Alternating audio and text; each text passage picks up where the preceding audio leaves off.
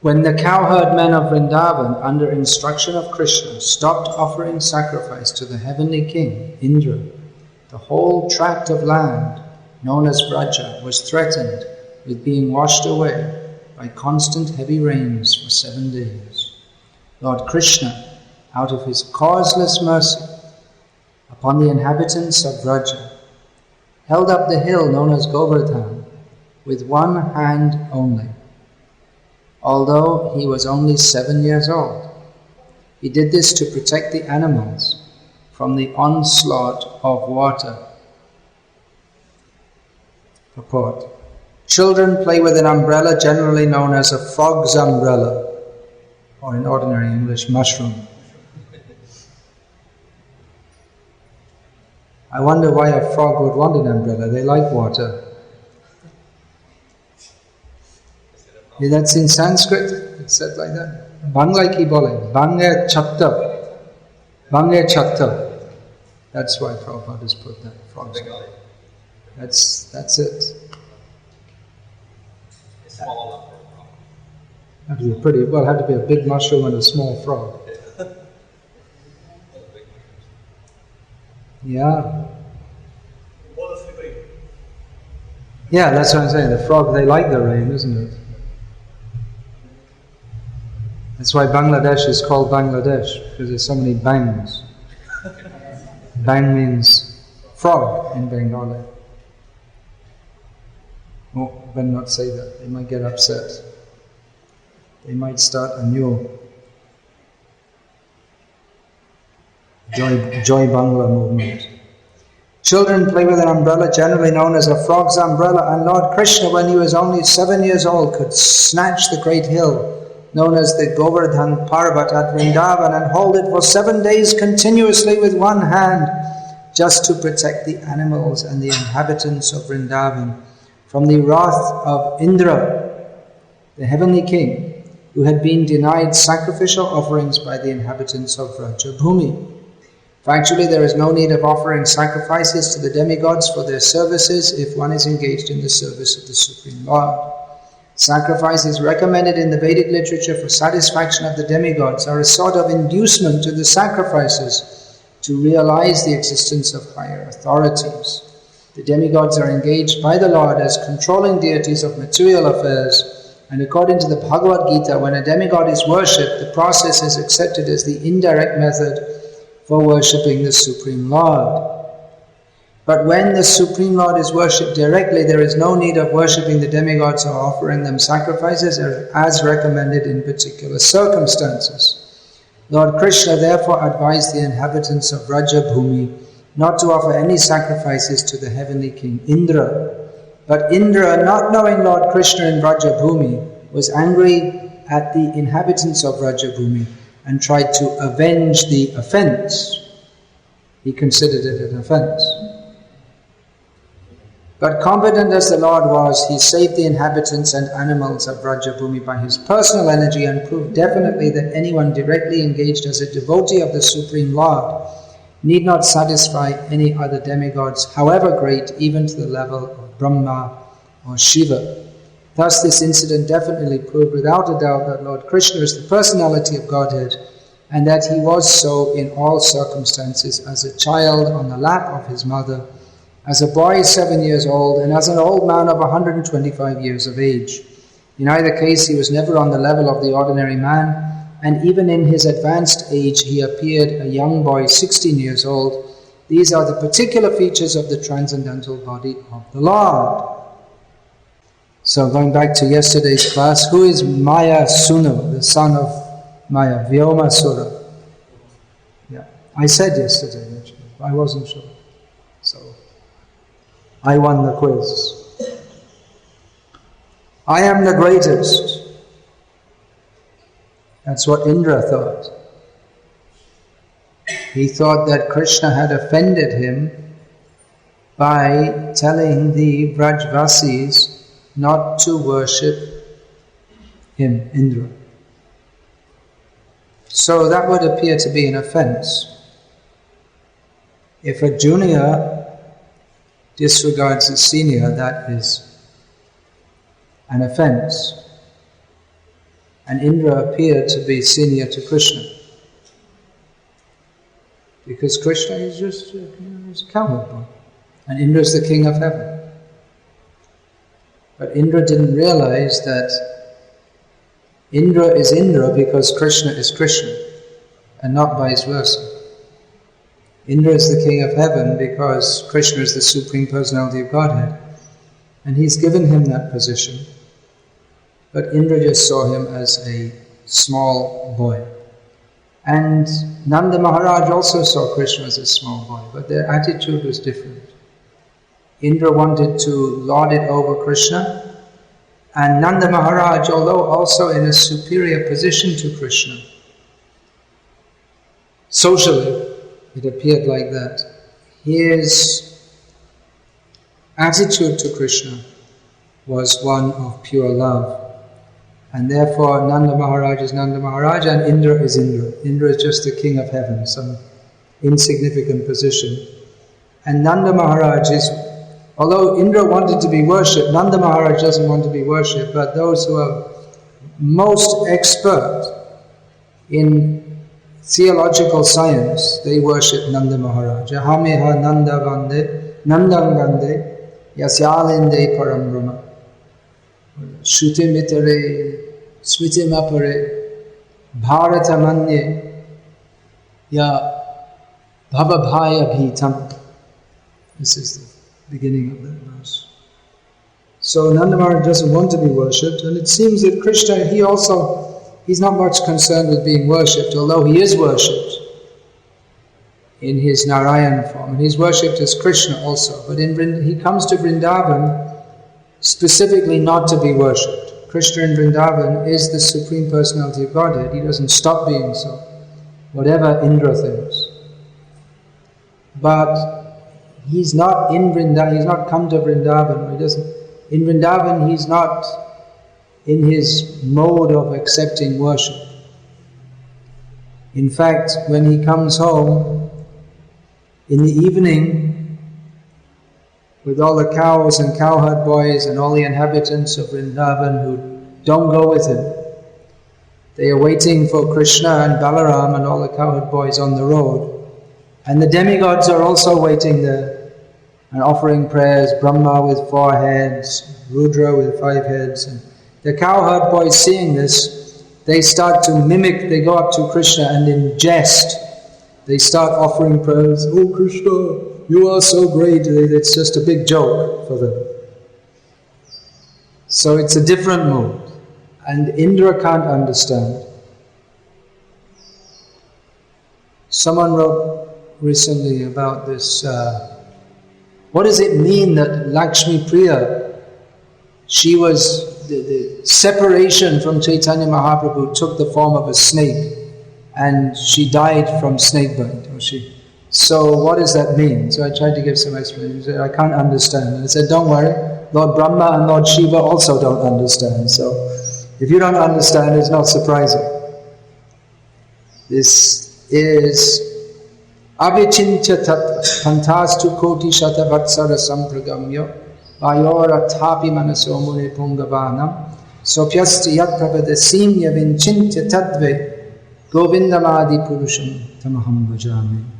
No material method, even that of the mystic yogis, who by mystic yoga practice they can enter into the material elements, they can enter into fire and not be damaged, they can take a rock from the moon without going on a space mission, or a pomegranate from Kabul, if there are any left after it's all been bombed to pieces. Prabhupada said that in his childhood, one yogi came to their home and he said, "What would you like to eat?" He said, "I'd like some fresh Kabuli dalim, some pomegranate directly from Kabul." So they said, "Okay, go in the next room." And they saw fresh, first class, just taken from the tree. So the yogi they can do so many things. They can walk on the water. I was seeing a video in which someone was, TV show from England, they showed me that someone was doubting, do you really believe that Jesus walked on the water? What's the big thing, walking on the water? So many So many yogis in India walk on what is, and not even yogis, just ordinary people. They go right through the fire and the Thaipusam. It's an ordinary thing. You see them on the street and the buses are going past and life just goes on as normal while people are walking on hot coals and dragging chariots with the hook in their back and no drop of blood. And so the yogis, they have tremendous mystic potency. It seems tremendous to us, but there are limits to that. But Krishna is beyond that limit. He is avichintyata, beyond the power even of the greatest thinkers to comprehend. Especially Krishna's Vrindavan Leela.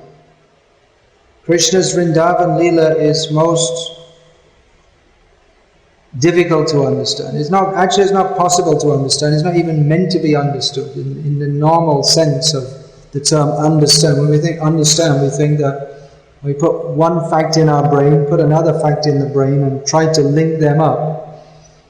But the very essence of Vrindavan Leela is that it is chamatkar. It is amazing that Bhanu Maharaj has kindly translated Bhakti Rasamrita Sindhu, in which there's analysis of rasa. And this is especially in terms of the world of theology, this world, this side of the Viraja river, and actually even the other side. The Gauriya, the specific contribution of the Gauriya Sampada, even to Vaishnavism, is its rasa vichar, or understanding, analysis of rasa, transcendental rasa. And that rasa, that is generated from a sense of wonder, that is always something wonderful. And always new. So that's the nature of Vrindavan. Everything is wonderful. In Vaikuntha, everything is wonderful also, but it's predictably wonderful. Narayan is there, Lakshmi is there, everything's ordered, everything goes on very nicely. There are no terrorists, no strikes, no poverty, no Daridra Narayan. Everything is peaceful, very nice. Everything's under control. But in Vrindavan, you never know what's going to happen next. The only thing you can be sure of is it's something that you cannot imagine, because Krishna's pastimes are like that. They are aheriva. What is it? Aheriha. Prema. What is that? I can't remember. The prema, it's like the movement of a snake. It doesn't go straight. It's like this. I saw a snake out here. You get lots of snakes around here, I suppose. Dangerous? They're just frog snakes. They try to catch a frog, is it? Not very dangerous. Big, but not dangerous. For us. Dangerous for the frogs. Rattlesnake. That you don't get that here though. That's in America, no?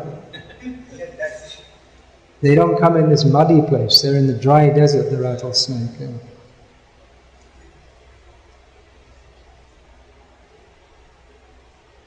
So the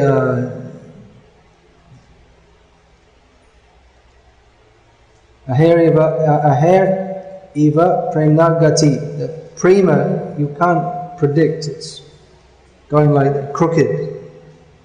The movement is not straight. So Krishna's pastimes in Vrindavan, even more so than in Mathura or Dwarka, they are something wonderful. Always something wonderful, something adbhuta.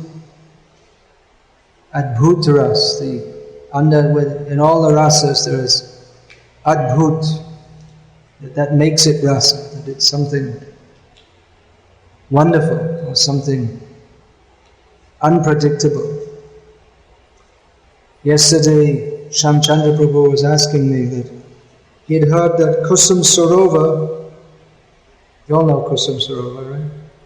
It's famous with the big palace. And he'd heard that it's 65 miles deep. And he asked me, is it true?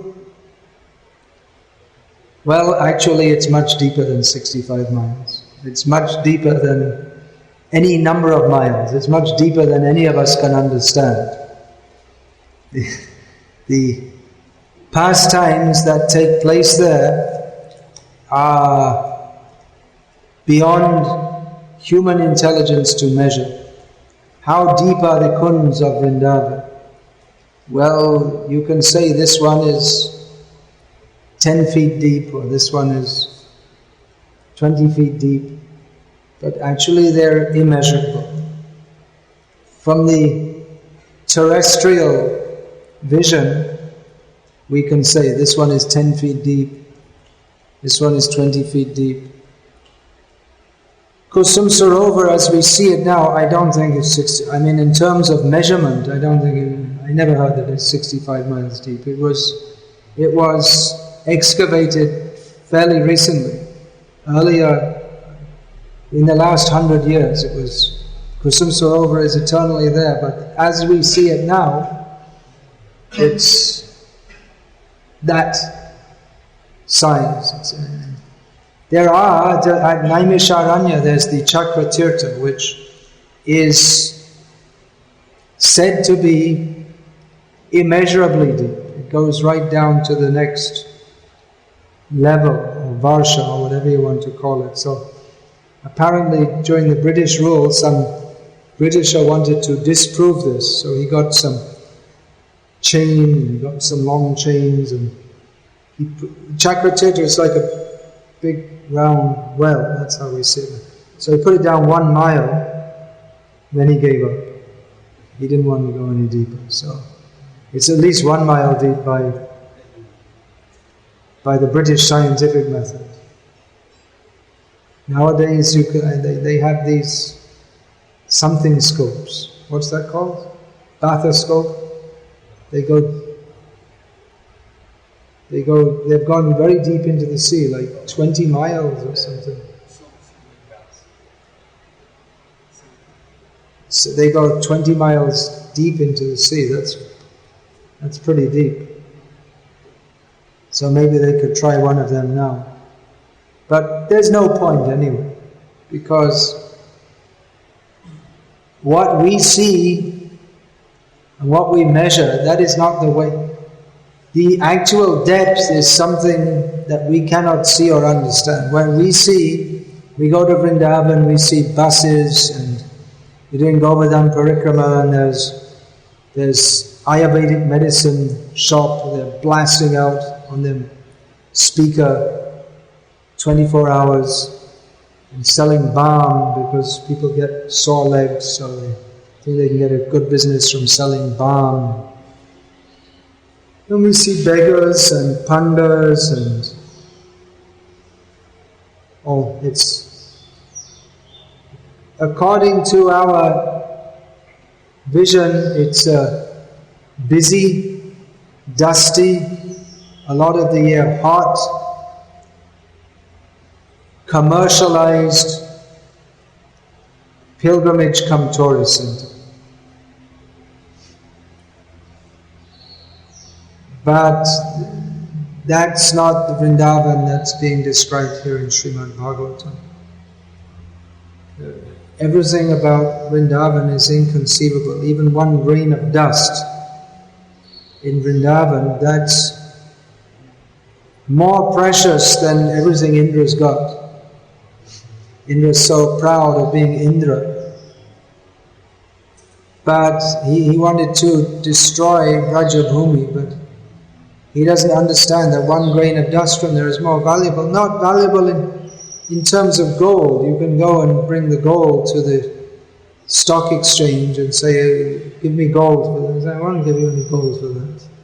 They won't even allow you in. They have in the jewelry shops they have the guards with the big guns which look completely useless. They have these old guns. If anyone came with any modern guns, they'd be completely useless. But they won't let you in. So that people are interested in gold, but the dust of Vrindavan, that is inconceivable. That has the good fortune of, what is that? Radha Padmankita Dham Jar Nam Vrindavan. This Bhaktivinoda Thakur says that the definition of Vrindavan is that land which is with the impression of the lotus feet of who? Generally we think of Krishna, isn't it? But Bhaktivinoda Thakur says of Radha. Radha Padmankita Dham. So that dust that is more valuable than all the treasures of the world, but one has to be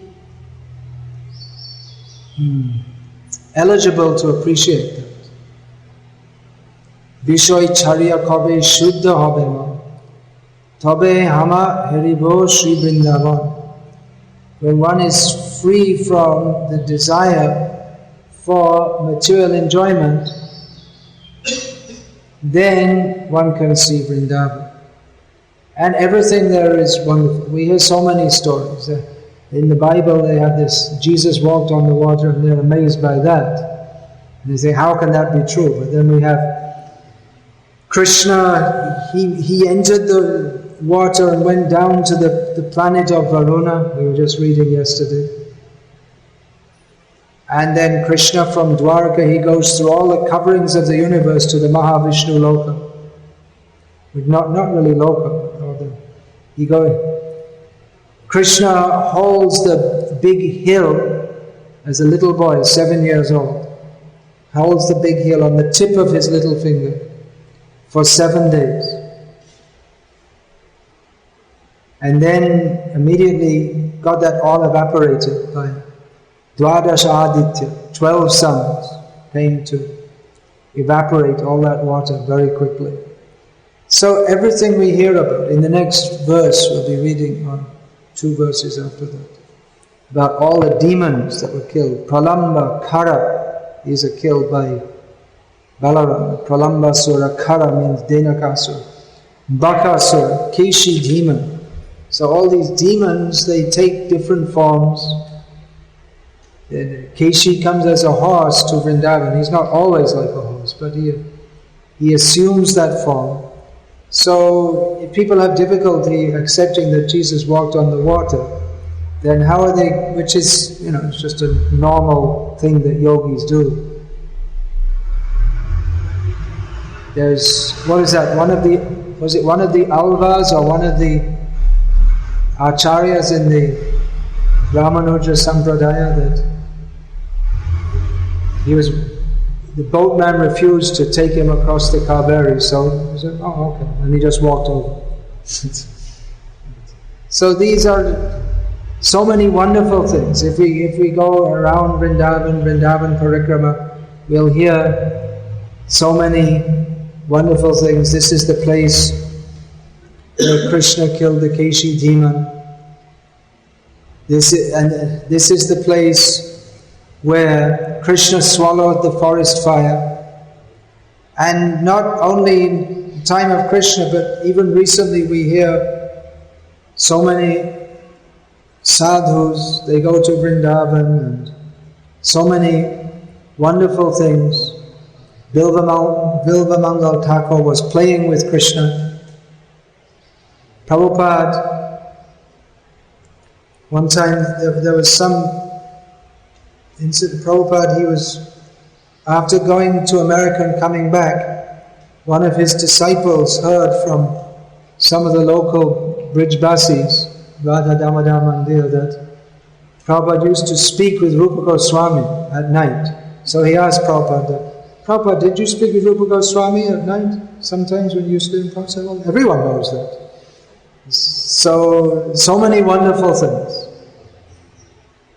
This Vishwanath Chakravarti Thakur, the story is told how there was the rivalry going on between the Swakiyavadis and Parakiyavadis, those who say that, well, Krishna married Radharani and the gopis, and those who contested that. So Vishwanath Chakravarti Thakur, he was championing the Parakiyavad camp, and the Pandits of the Swakiyavad, they were being defeated by him, so they decided to kill her. That's one way of winning an argument, I suppose. That's what it's presumed. There's a lot of killing in religious history. So, it's going on even today. So every morning he used to, as every sadhu or every person used to do in India, rise early in the morning and go for his bath, and then go and collect flowers, do puja, all these things. So they were waiting for him, and they saw him coming along the path, and then he entered into one grove, and then they went there to get him. And they didn't see him. They saw there's just some beautiful young girl who looked so bright and shining that just seeing her, their minds became pacified. They went there to kill. Now we're going to kill her. And when they saw her, they became very peaceful. They said, "Oh, did you see there was one sadhu came here?" He said, "No, I didn't see any sadhu." "And who are you anyway?" He said, "I'm maidservant of Radharani. She sent me here for collecting some flowers to use for offering to Krishna." And then the form of the girl transformed into Vishwanath Chakravarti Thakur, who is a gopi. So then they realized, then they offered a bill and says, "Okay, all right, you won the argument, we accept." So there are so many wonderful things. Vrindavan means the land of where wonderful is normal. And that's the spirit, that's the nature of the spiritual world. The wonderful chamatkar, or that which is wonderful, that's normal.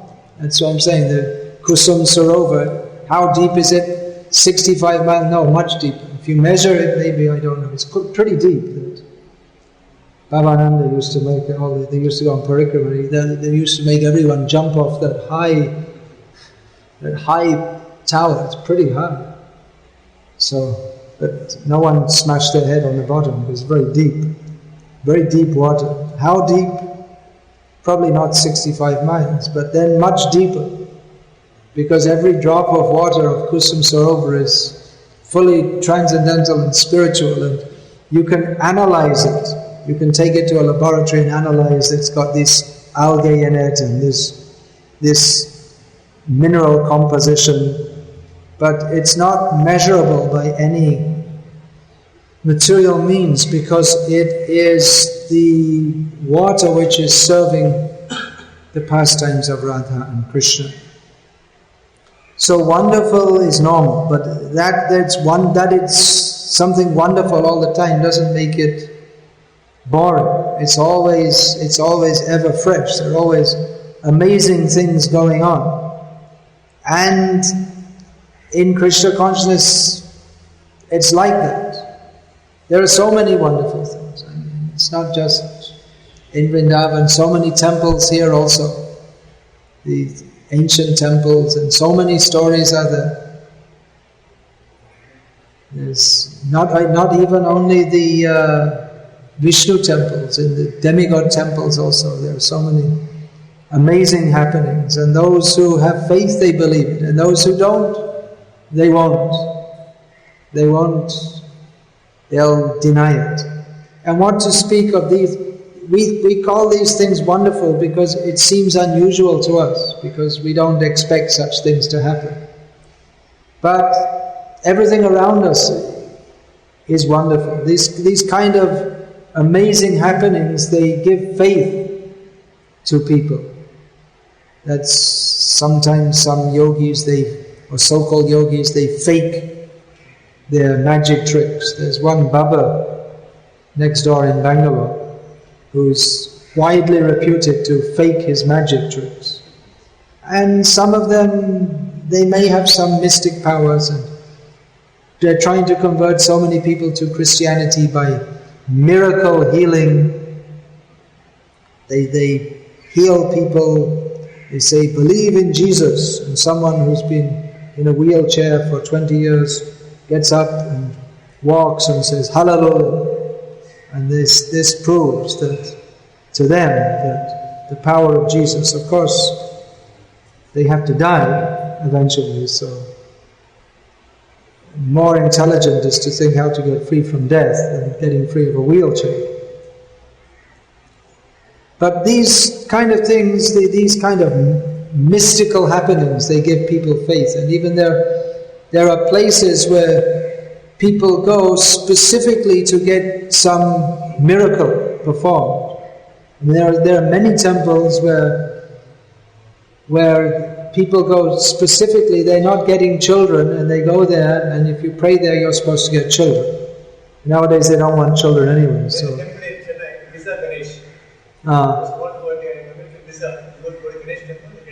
It's called Visa Ganesh.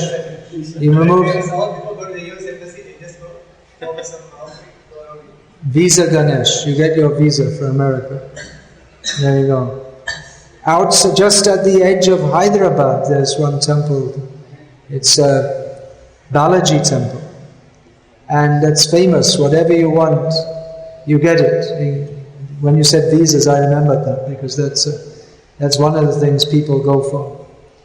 In France, there's a place called Lourdes, which it's a small village, but it's very busy because people, when there's some, apparently the Virgin Mary was seen there, and whoever goes there gets cured from all kinds of diseases. And there are even regular flights from Dublin, the capital of Ireland, to this remote village in France called Lourdes, because so many people go there to get cured from. So presumably something's happening. They must be getting something. I mean, you couldn't fake it. It's been going on for 200 years or something at Lourdes. One scientist studied it and figured it out. Not everything, but there are many cases of miracle cures. Yeah.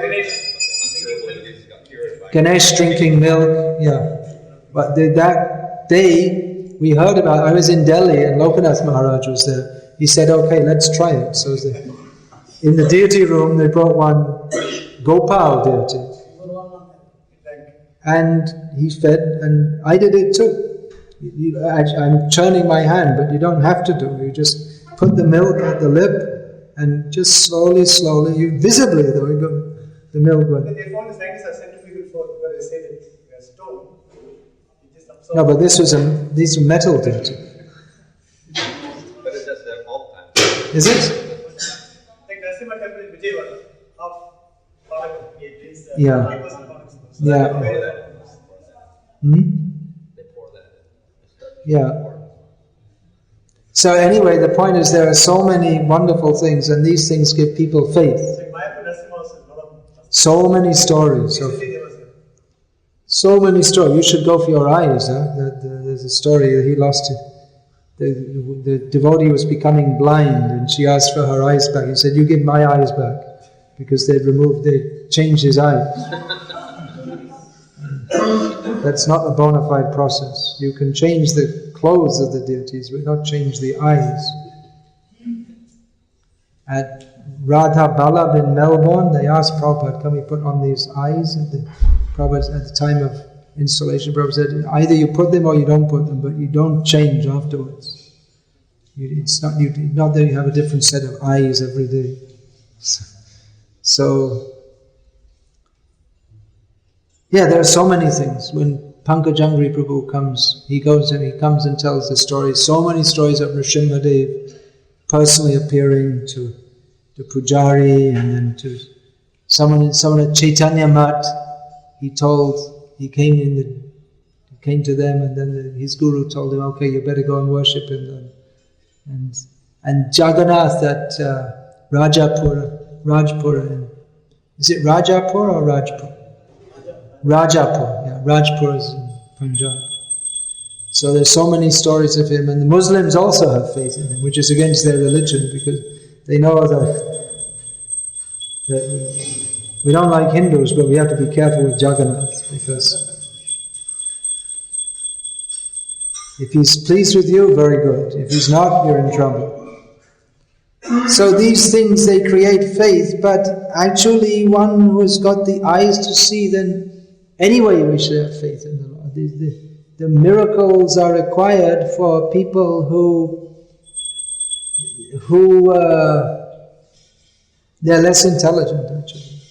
If you require some mystic apparition, but everything we see should remind us of the Supreme Lord, that Maya Dhakshena Prakriti Suyate Sacharacharam Hetunanena Konteya Jagad Viparivartate.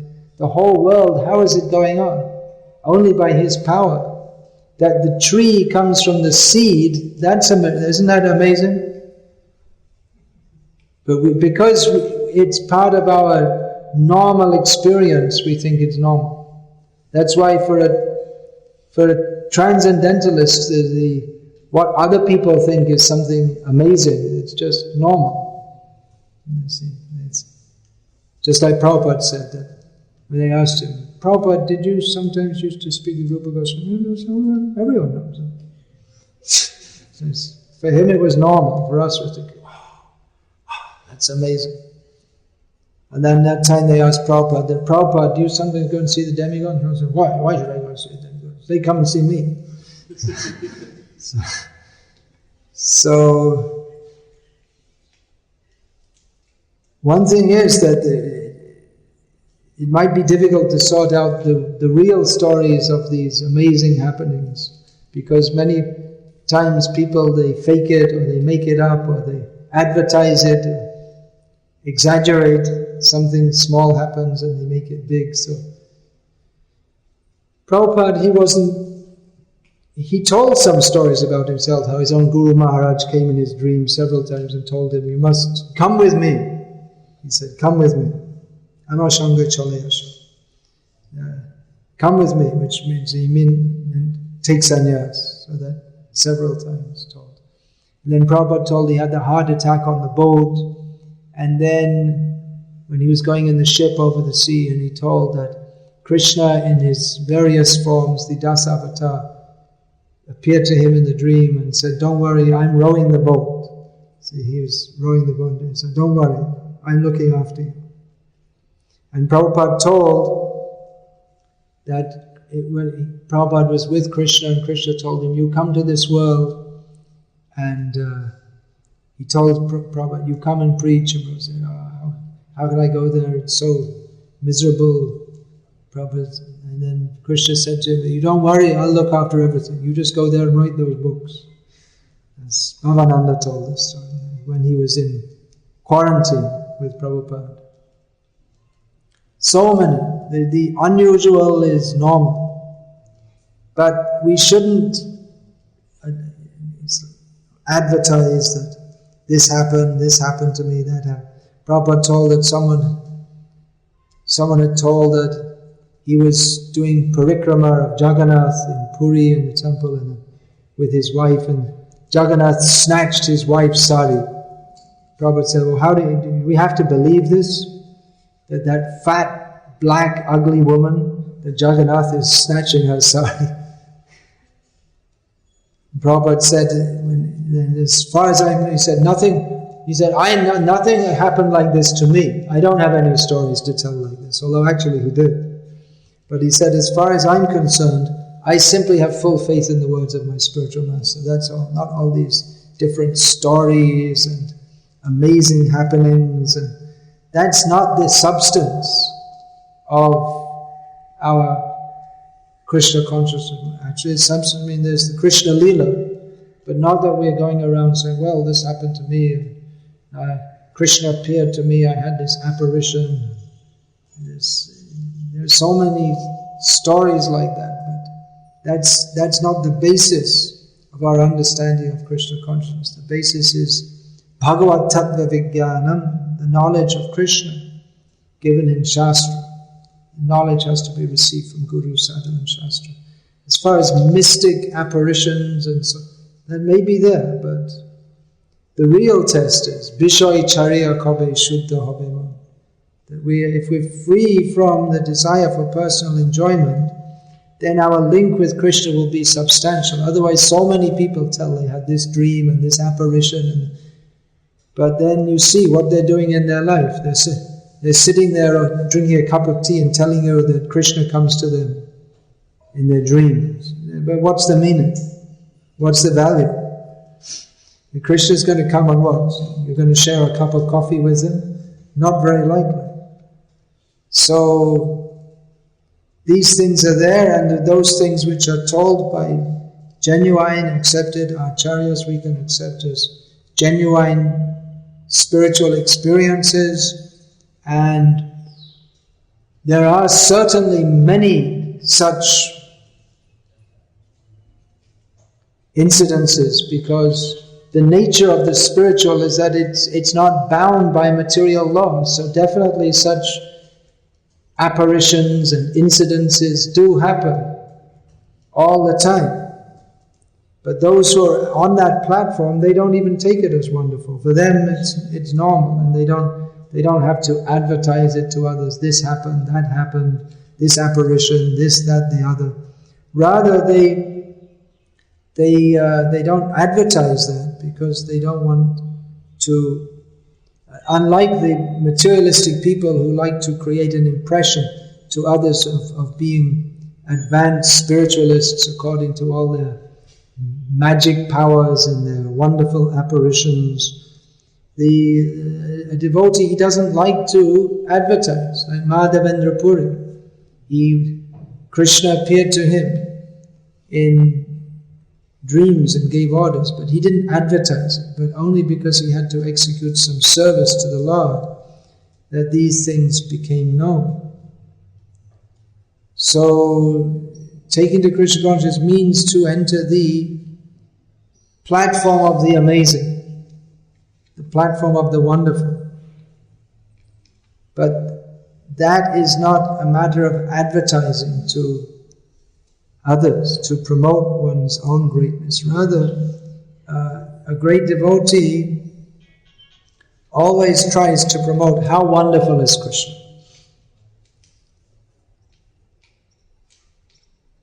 And certainly Krishna is wonderful. So if we promote that, that is the meaning of Krishna consciousness. That is kirtan, to glorify Krishna. But if we want to glorify ourselves, that, oh well, I saw Krishna in an apparition, and Krishna grabbed my sari, and this is just another form of self-promotion. So that should not be there. On the other hand, if one is genuinely trying to serve Krishna, then we'll see the hand of Krishna in everything. And when we try to do something wonderful for Krishna, then certainly Krishna will reciprocate in wonderful ways, and we can see how Krishna is helping us. How Prabhupada spread this Krishna consciousness movement all over the world was certainly Krishna's hand was there. Shama Sundar Prabhu, one of Prabhupada's first disciples on the west coast, he just gave one incident that we had no money. We were just a few people, and we had this idea we're going to take over the world for Krishna. We had full confidence, and we saw how Krishna was helping us at all times. That one time they organized a big festival, and they had no money, and they made all the arrangements, and they had to pay so many hundreds of dollars, which in those days was a lot of money for them, and they had no idea where the money was going to come from. And then just early morning, they went outside. There was no one around, and they saw so many $100 notes just blowing in the street. So they just picked them up and used them. Again, it is much later, it must have been, I think, about 1976 in New York City. They were doing the book distribution marathon. And they was handing out, every devotee was handing out hundreds of books every day. Just ask, give whatever, any donation, whatever. And they were just giving out so many books, and their BBT debt was just building up and building up the whole month. So they were like thousands of dollars. They were building up a debt, but it was not, you can say it's not a very wise policy, but they were just in ecstasy giving out books. And then just on the last day of the marathon, every day they're opening, because they're living day to day, so every day they opened up the pranami box. Whatever money was there, they spent it for boga and this. The last day they found thousands of dollars. They don't know who put it there, and it just exactly enough to pay off the BBT debt. So Krishna will help if we try to do something wonderful for Krishna. Krishna will help us, that's for sure. We'll see Krishna's hand in everything. We'll see how He's wonderfully helping us. But that is not a matter for advertisement. If we advertise, then is it spiritual or is it material? If we advertise, then that means that some Mayic form has come to help us boost our prestige. But if we genuinely want to serve Krishna, then we'll certainly see Krishna in so many wonderful ways. Bhanu Maharaj, like to add anything to that? Yeah, about miracles. I just read in Dhruva Karma's book, telling about one Chinese person, and he was studied by the scientists there because of his powers. So under very, very, very, very, very strict scientific control, they had to demonstrate his so-called mystical powers or whatever it was, and they found they were true. Yeah. Actually, one of the powers was that they took a glass case and they stuck an insect in it, live, and they sealed it. So then the whole thing was to get the insect out. So the insect got out. Suddenly the insect was outside alive, and the glass case wasn't broken. So they managed to actually film what happened. They got a camera, a special camera that goes 400 frames per second. Real fast, normal 16. Is it? I don't know. 16, normal. 400 frames per second. That's 25 per second. There are 25 minutes. So this is 400 frames per second. Special Japanese leaf on camera. And so they filmed them. Here was an object, a button or some plastic object, and they sealed glass tube. And then it came out without breaking the glass case. And the thing was intact and the thing was outside that. So on the film, they actually managed to film 3 frames out of 400. They could see the object passing through the glass and coming out. So in 100th of a second, the object managed to go through the glass and come out. without breaking it. Yeah. There are so many things. I remember, there's so much documentation of miracles. I remember seeing as a child also on TV, they put a yogi in a case in a vacuum. And he came out after 9 hours. He signaled, "I want to come out now." I remember on the beach, this would be late 1970s in Bombay, on the Juhu beach just in front of the temple. We used to go walking Japa walk, and there'd be, inside the sand, there'd be 2 hands coming up like this. Someone was buried in the sand. It was a daily thing. And people would walk past and put a few coins. It's a funny way to earn a living, but so it'd be like this. Someone would be buried in the sand. Daily. It'd be like that. And there are so many things. The Thaipusam, I saw that on TV also as a kid also. From Sri Lanka they showed the Thaipusam walking on the fire. And there are so many things.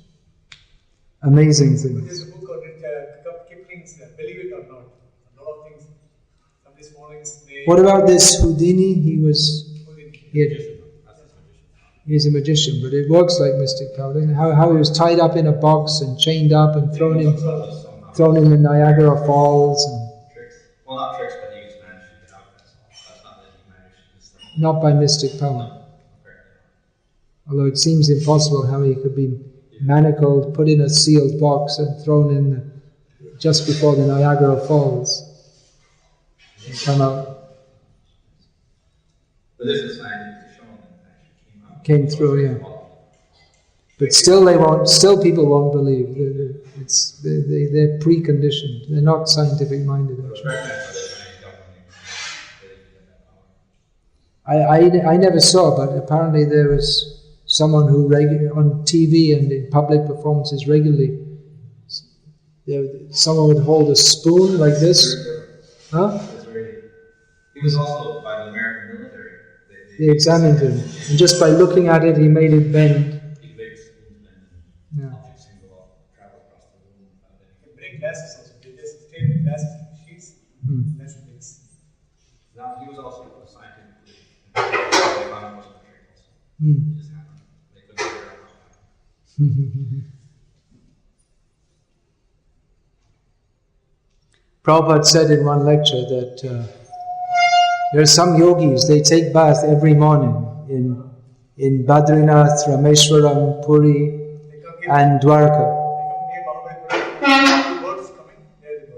No, yogis, I'm saying. They take bath in the 4 dhams every morning. Prabhupada said, I have personally seen. So that suggests Prabhupada himself is also, if he's personally seen, then he must be going also. So many things. Recently, Radhakan's son in Mayapur, he had a back injury. His face was completely blown up. Radhakan, which Radhakan? Chennai devotee. He is a wrestler. He has a 14-year-old son. So due to some chiropractic injury, he had a second-degree burn in the face. So he asked Pankajagri to pray to nursing home. He was admitted in the hospital in Calcutta. Before the operation, his burn just got up. Mother, he just came clean. There's no any scar in his face. Doctor was surprised. He would have made all the videos.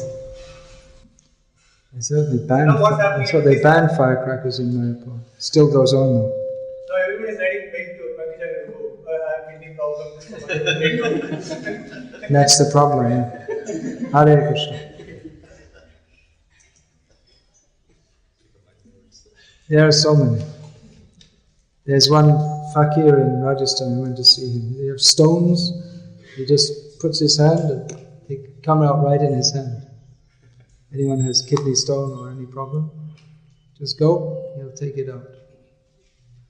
No operation. Just comes in his hand. Hare Krishna. All glories to Lord Sri Krishna, the supreme miracle worker.